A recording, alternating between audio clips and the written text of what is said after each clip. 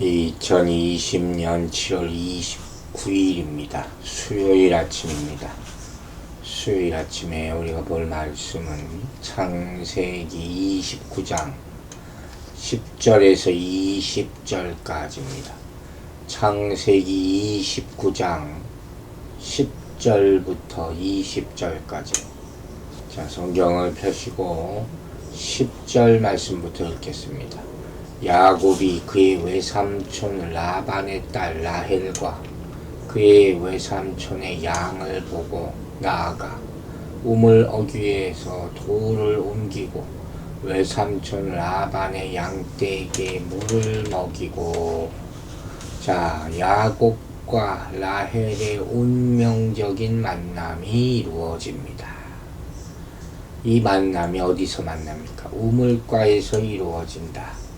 근데 역사는 우물가에서 많이 나타나요. 성경에서도 중요하죠. 이 족장들이 아내 될 여인을 우물가에서 만나는 그런 모습들이 반복해서 나타나고 있어요. 리브가도 이삭의 아내를 구하온 아브라함의 종을 우물가에서 만났죠. 또 모세 아내 십보라, 이 십보라도 후에 남편이 된 모세를 우물가에서 만나게 됩니다. 출애굽기 2장을 보면 그 얘기가 나옵니다.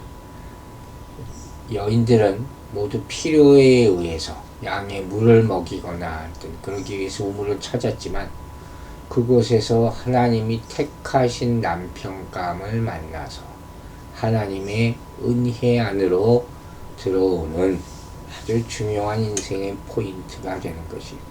즉, 우물이라는 것은 하나님의 복의 상징이죠. 또 생명을 공급받는 장소입니다. 이렇게 라헬을 만난 야곱은 너무 기뻤을 거예요. 혼자 커다란 돌을 옮겨서 라헬이 몰고 온 라반의 양떼, 이 라반의 양떼는 이거 계속 나와요.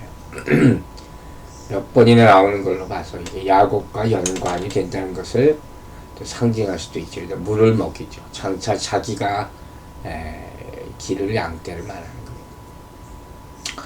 그 돌이 얼마나 무겁습니까? 그래서 앞서서 모든 때가 모인 뒤에야 3절에 나와있죠. 8절에도 나와있고 또 목자들이 함께 옮겨야 됐다고 이렇게 말을 했어요. 그런데 지금 야곱은 혼자 힘으로 이 돌을 굴려서 옮기고 있다. 이 야곱은 보통 이제까지 알려지기로는 요약하고 잔꾀만 부리는 그런 캐릭터잖아요. 이런 거 할 일이 없거든요. 누구 시켜서 하지, 누가 하게 만들지. 그런데 지금 자기 혼자 힘으로 자기 길 내가 하겠다, 자기 길을 헤쳐나갈 각오를 지금 보여주는 그런 장면이죠. 그 최종 목적지는 지금 삼촌 라반의 집을 찾아가는 거죠. 근데 여기 라반의 딸을 만납니다. 그러니까 어떻게든 잘 보이고자 했을 거예요. 그래서 우물가의 일반적인 이 목자들의 규칙도 깨트리고 라반의 양떼들에게 자기가 물을 먹인 것이죠. 또 앞으로 야곱이 라반의 양떼를 돌보게 될 것. 이것을 암시하는 아주 중요한 만남인 거예요. 자, 11절, 12절 보겠습니다. 그가 라헬에게 입맞추고 소리내어 울며 그에게 자기가 그의 아버지의 생질이요 리브가의 아들됨을 말하였더니 라헬이 달려가서 그 아버지께 알림해. 또 깜짝 놀랄 장면이 또 나옵니다. 이 야곱이라는 인물 볼수록 아주 재미있는 인물이 야곱에게 입을 맞추고 소리내어 멍멍 울었다. 자신의 신분을 밝혔다. 보통 인사를 해도 자기를 소개하고 나서 입을 맞추는 것이 일반적이죠. 입 맞추는 게 고대 근동의 인사법이었으니까. 그런데 이 야곱을 보세요. 이 라헬이라는 여인을 누군지 알게 되지 아마 어떻게 했습니까? 이제까지 자기가 왔던 그 여정과 고생이 확 떠올랐을 거예요. 그리고 삼촌을 이제 만나게 될 것이다 하는 기쁨까지 어울려져서 자기를 소개하기도 전에 여인에게 입 맞추고 울음을 터뜨리는 그런 모습이죠. 이 고대 근동에서 지금까지 행해져 있는 인사법이 바로 입맞춤이다. 아무리 그래도 그렇지. 생면부지 처음 보는 여인이잖아요. 그만큼 지금 야곱이 급했어요.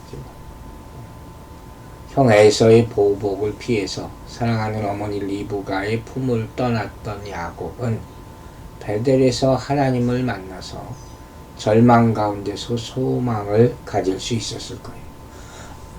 근데 그럼에도 불구하고 정말 동방 사람의 딸이 땅에 오기까지 얼마나 홀로 많은 위험을 겪었겠습니까? 얼마나 불안했겠습니까? 그런 와중에 드디어 외삼촌 라반의 딸을 만났으니 또한 얼마나 감격스러웠겠습니까? 그러니까 오랜 도피 여행 끝에 친족을 만나서 이제 야곱은 반가움과 서러움이 한꺼번에 복박쳐 올라서 통곡을 하는 거예요. 또 한 가지 재미있는 모습은 이 라헬이 지체 없이 아버지 라반에게 돌아가는 거예요. 야곱의 소식을 알리는 것이. 이 여인이 참 통찰력이 있는 건지 결단력이 있는 건지 모르겠지만 어쨌든 이후에 야곱과 함께 아버지의 집을 떠날 때도 이러한 모습이 나타나는 것을 31장에서 보게 됩니다. 자, 이제 29장의 13절, 14절 보겠습니다. 라반이 그의 생질 야곱의 소식을 듣고 달려와서 그를 영접하여 안고 입맞추며 자기 집으로 인도하여 드리니 야곱이 자기의 모든 일을 라반에게 말하며 라반이 이르되 너는 참으로 내 혈육이로다 하였더라. 야곱이 한 달을 그와 함께 거주하더니 이랬습니다. 자, 라헬의 말을 들은 라반도 듣자마자 막 달려와서 야곱을 반갑게 맞이했다. 이렇게 나오네요. 라반이 이렇게 급하게 달려온 이유는 뭘까요? 아마 라반의 캐릭터로 봐서 자기 동생 리브가가 생각났을까 하는 생각할 수 있죠. 아브라함이 이 종을 통해서 자기 며느리감을 찾을 때 이 종이 10마리의 낙타를 끌고 재물을 가지고 왔었잖아요. 그러니까 라반은 이런 야곱의 모습을 상상했을지도 몰라요. 그래서 막 또 무슨 선물을 가지고 오지 않았나 생각했을지도 모릅니다. 그러나 그건 환상이었죠. 왜? 야곱은 부유한 사절단의 모습으로 온 것이 아니라 지팡이 하나 의지한 초라한 도망자의 모습으로 여기 왔기 때문에. 하지만 그럼에도 불구하고 라반은 그에게 입맞추고 집안으로 인도해 줍니다. 혈육이잖아요. 그리고 그간의 모든 사정을 듣고 나서 참으로 내 혈육이로다 하고 조카를 맞아주는 모습을 보입니다. 내 혈육이다 하는 말은 내 고육이다 하는 말과 똑같은 의미예요. 이 말은 아담이 하와를 보고 처음 보고 말했던 내 뼈 중에 뼈요 살 중에 살이다 이 말과 똑같은 말이에요. 이렇게 해서 야곱은 이 라반의 집에 한 달을 머물게 되는 그런 모습입니다. 자, 야곱이 이런 고된 여행 끝에 외삼촌 라반의 집에서 누린 안식을 얻게 됩니다. 우리에게도 이런 안식이 옵니다. 이 안식은 어디서 얻습니까? 바로 예수 그리스도 안에서 누리는 안식과 연결되게 되는 거예요. 우리 인생의 최고의 만남은 예수 그리스도와의 만남이고 최고의 안식은 예수 그리스도 안에서의 안식임을 믿으시기 바랍니다. 우리 믿는 사람들은 예수 그리스도를 만남으로 하나님의 가족이 되는 거예요. 가족으로부터 도망한 야곱이 외삼촌에게 가족으로 환대를 받듯이 신자들은 하나님의 가족으로서 모든 복과 안식을 누리게 될 것입니다. 자, 여러분은 어떻습니까? 예수님 안에서 참된 안식을 누리고 있습니까? 하나님께 안식을 얻기 위해서 우리가 할 수 있는 일은, 우리 스스로 할 수 있는 일은 없어요. 예수님이 자신의 십자가를 통해서 우리에게 안식은 이미 주어졌습니다. 그러므로 우리는 믿음으로 예수 그리스도께서 주신 안식에 참여할 수 있게 되는 것입니다. 15절 보겠습니다. 라반이 야곱에게 이르되 내가 비록 내 생질이나 어찌 그저 내 일을 하겠느냐. 내 품삯을 어떻게 할지 내게 말하라. 자, 야곱이 라반의 집에 거한 지 한 달이 됐어요. 지친 육신은 쉬었겠죠. 이제 그러고만 살 수 없잖아요. 라반이 이제 야곱을 자신의 생질로 부르면서 그에게 보수를 주겠다고 제안합니다. 간간히 이제 일도 도와주고 그랬겠죠. 앞으로 어떻게 살아야 하나 의논도 했겠죠. 그래서 이러한 제안을 하는 것은 라반이 가진 것 없는 야곱을 무시하지는 않았던 걸로 보여집니다. 한편으로는 조카와 삼촌 간의 관계가 좀 어떤 거래 관계인가 이렇게 보이기도 해요. 라반이 좀 그런 사람 아닙니까? 성경을 보면 신명기 24장에는 품삯을 당일에 주고 해가 진 후까지 미루지 말라 하는 말씀이 있어요. 이게 생각이 나요. 왜 이게 생각이 나느냐? 우리가 나중에 이야기를 보면 야곱의 품삯을 10번이나 미루거든요. 바꾸고 거짓말을 해서. 그런 모습도 볼 수가 있습니다. 16절부터 18절 봅시다. 라반에게 두 딸이 있으니 언니의 이름은 레아요 아우의 이름은 라헬이라. 레아는 시력이 약하고 라헬은 곱고 아리따우니 야곱이 라헬을 더 사랑함으로 대답하되 내가 외삼촌의 작은 딸 라헬을 위하여 외삼촌에게 7년을 섬기리이다. 자, 이 라반과 이 야곱의 아주 머리싸움이 치열하게 전개되는 것을 볼 수가 있어요. 일하는 문제로 이제 보상의 문제로 얘기를 하는데 야곱에게 계획이 있어요. 무슨 계획이냐? 라반이 보니까 딸이 둘이에요. 라헬과 레아, 언니거든요. 근데 레아에 대한 이런 외모적인 서술이 나오죠. 시력이 약했다. 이렇게 표현되어 있고 라헬은 곱고 아름답다. 굉장히 미인이었던 것 같아요. 근데 이 라헬은 야곱은 라헬을 먼저 봤잖아요. 우물가에서. 그래서 굉장히 미인이었어요. 이 야곱이 라헬을 좋아한 거예요. 그래서 7년 동안 라반을 섬기겠다. 그 품삯으로 라헬과 결혼하게 해달라. 이런 속셈으로 제안을 하는 거예요. 이 당시 일반적 결혼 관습이죠. 신랑이나 그 가족이 신부 가족에게 돈을 지불합니다. 지참금이에요. 이 돈으로 남편이 죽거나 아내를 버리거나 이혼하는 경우에 아내가 아내를 부양하기 위한 그런 일종의 신탁기금이라고 할 수 있어요. 때로는 이 가족들이 신부의 형제들을 위하여 지불하는 그런 신부값으로 사용되기도 했던 그런 돈입니다. 야곱은 지금 협상할 수 있는 그런 입장은 아니잖아요.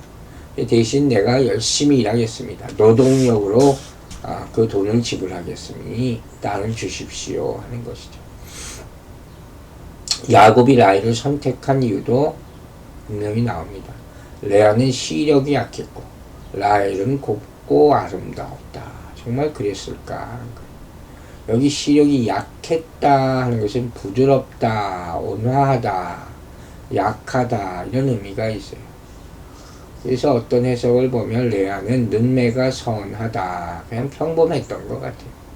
어쨌든 야곱은 외적인 조건이 더 아름다웠던 라헬을 좋아하게 되고 그녀를 얻기 위해서 7년을 섬기겠다고 제안합니다. 근데 우리가 알다시피 결국 나중에 7년이 더 늘어나서 14년이 되죠. 야곱이 라헬을 얻는 대가는 엄청난 시간과 노동을 수반하는 것입니다. 삼촌 라반의 삶이 보통 사람 아니거든요. 자, 19절 20절입니다. 라반이 이르되 그를 내게 주는 것이 타인에게 주는 것보다 나으니 나와 함께 있으라. 야곱이 라헬을 위하여 7년 동안 라반을 섬겼으니 그를 사랑하는 까닭에 7년을 며칠같이 여겼더라. 자, 라반이 야곱의 제안을 흔쾌히 받아들입니다. 이후 라반의 행동을 보면 그가 굉장히 영리하고 야곱같이 또 욕심이 많은 사람인 것을 알 수 있죠. 어차피 딸을 시집 보낼 때 지참금 받아야 되는데 일 잘하는 야곱에게 딸을 주는 것이 라반의 계산으로서는 손해볼 것이 하나도 없었다는 거죠. 야곱은 단순히 라반의 말을 믿고 7년 동안 열심히 일을 하게 됩니다. 라헬을 너무너무 사랑했던 것 같아요. 거기에 아주 그냥 정신이 모든 것을 다 쏟아서 일하는데 힘들게도 여기지 않았다. 7년을 며칠같이 여겼다.